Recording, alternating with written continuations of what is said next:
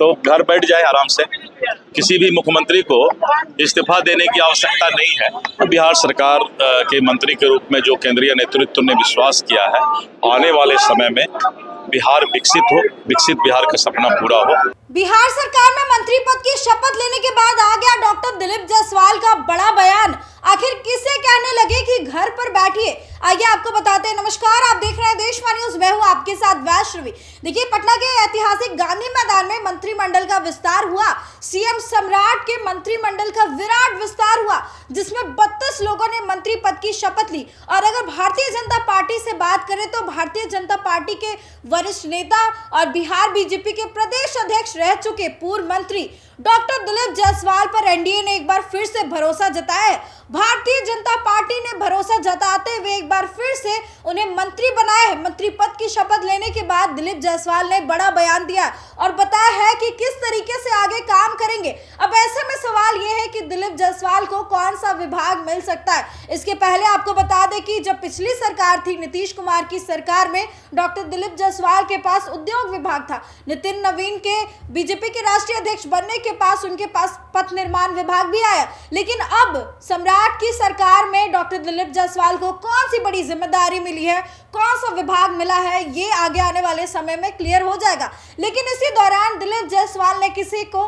घर पर रहने को बोल दिया। किसे घर पर रहने की नसीहत दे रहे हैं, सबसे पहले उनका पूरा बयान आप खुद से सुन लें। बिहार सरकार के मंत्री के रूप में जो केंद्रीय नेतृत्व ने विश्वास किया है, आने वाले समय में बिहार विकसित हो, विकसित बिहार का सपना पूरा हो, इसके लिए ममता जी ने रिजाइन करने से मना कर दिया।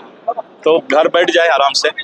किसी भी मुख्यमंत्री को इस्तीफा देने की आवश्यकता नहीं है, क्योंकि जैसे नया सरकार बनता है तो पुराना सरकार भंग हो जाता है। देखिए, मंत्री पद की शपथ लेने के बाद दिलीप जायसवाल बेहद खुश नजर आ रहे हैं। उनका कहना है कि विकसित बिहार के सपने को पूरा करेंगे। एनडीए ने जो भरोसा जताया है उस भरोसे को कायम रखेंगे। और इसके साथ ही उन्होंने ममता बनर्जी को लेकर के ये कहा है। देखिए, पश्चिम बंगाल में जो चुनाव हुए, उसके जो रिजल्ट आए, उसमें ममता बनर्जी की हार हुई और ममता बनर्जी कहती है कि मैं इस्तीफा नहीं दूंगी। और ऐसे में ममता बनर्जी को दिलीप जायसवाल ने जवाब दे दिया कि इस्तीफा देने की जरूरत नहीं है, आप घर पर बैठ जाइए, क्योंकि नई सरकार बनेगी तो पुरानी सरकार जो है खुद बेखुद भंग हो जाएगी। और ऐसे में बता दें कि बंगाल चुनाव में जो जीत हुई है, उस दौरान भी बीजेपी के तमाम बड़े नेता जो है वो बंगाल पहुंचे हुए थे, बिहार से भी, और वहां पर उनका खूब सहयोग रहा है भारतीय जनता पार्टी को जिताने में। भारतीय जनता पार्टी की बंगाल में जीत हुई है और यहाँ बिहार में सीएम सम्राट के कैबिनेट का विस्तार हुआ है,